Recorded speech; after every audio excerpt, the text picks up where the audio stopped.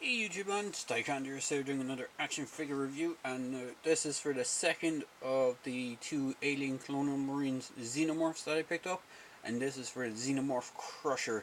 Now, this thing is a massive beast of a creature.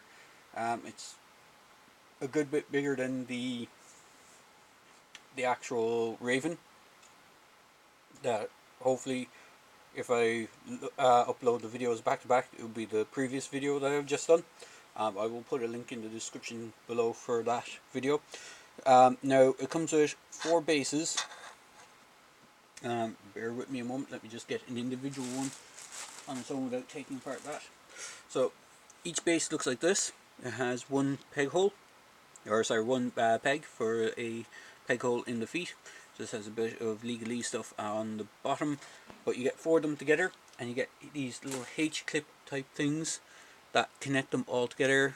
The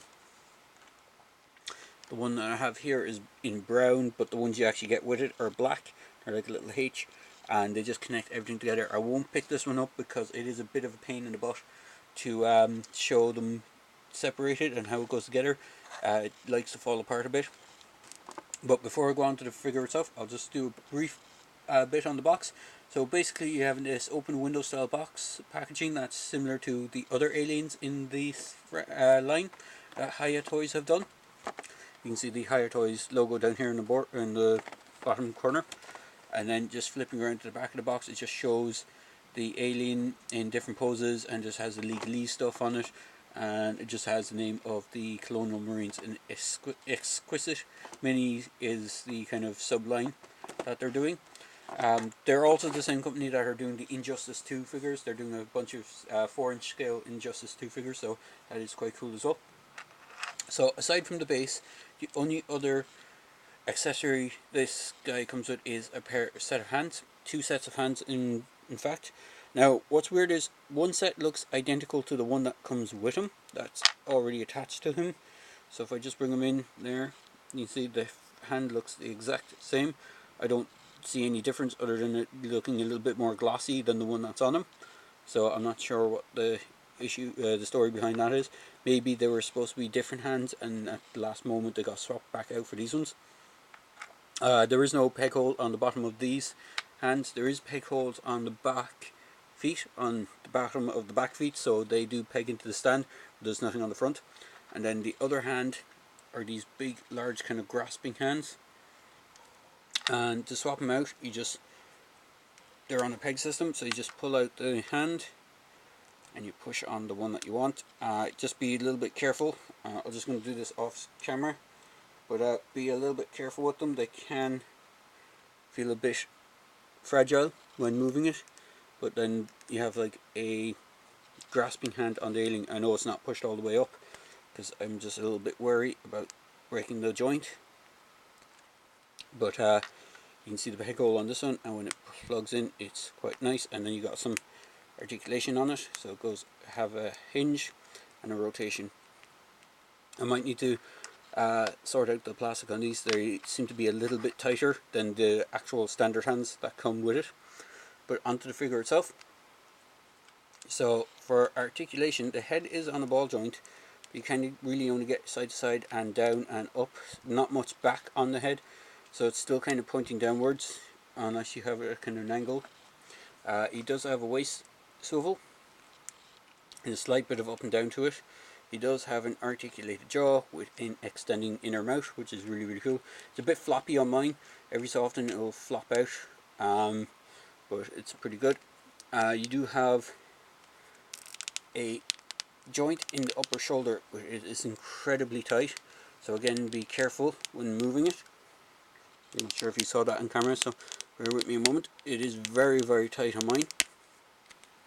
You do have a rotation at the elbow here and a single hinge at the elbow, and then you have hinge here at the thigh.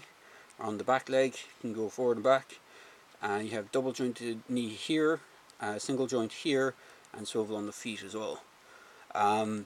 One thing to note as well, I've seen people have an issue with the paint rubbing off on the tail. The tail is a bendy wire through a kind of rubberized tail, and people have been saying that when they're moving the tail around, it has rubbed off some of the paint. So far I haven't had too much issue with mine. Now, unlike the Raven as well, these back spines aren't articulated, they're actually a solid piece. So they're not as articulated as the Raven's one. And as I said, there is peg holes on this, but you don't really need them. You can just sit him onto the base and he looks pretty sweet, or it looks pretty sweet just on the base as is. So moving the base aside, let me just get him into a kind of more natural looking pose. I'll bring in some comparisons. So there is one of the Colonial Marines from the video game. If I can get him to stand, he has been a bit of a pain in the butt to stand at the moment. So bear with me a moment. Let's see, there we go. There he is. This is one of the old HiyaToys Alien Marines figures. This is actually the Aliens figures from the old movie, and it's supposed to be a pone.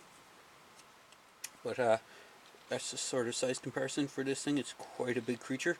So just before bringing more size comparisons, I'm just going to do a quick measurement. So from the base of the figure to about the top spine, I would be 5 inches.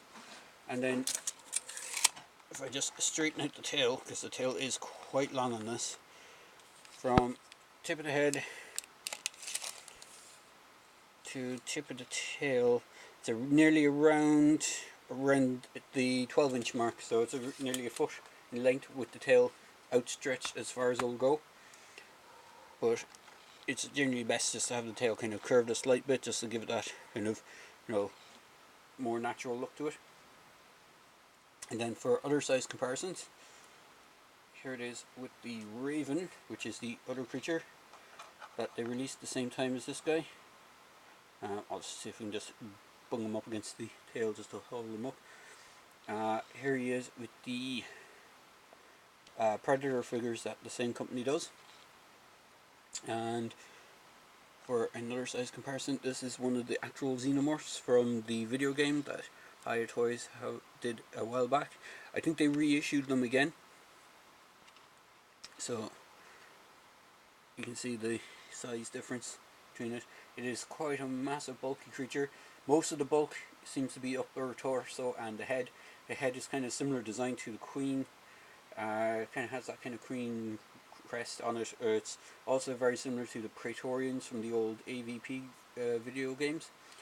If you're not familiar with them, they basically were a Xenomorph style version of a Queen's Guard.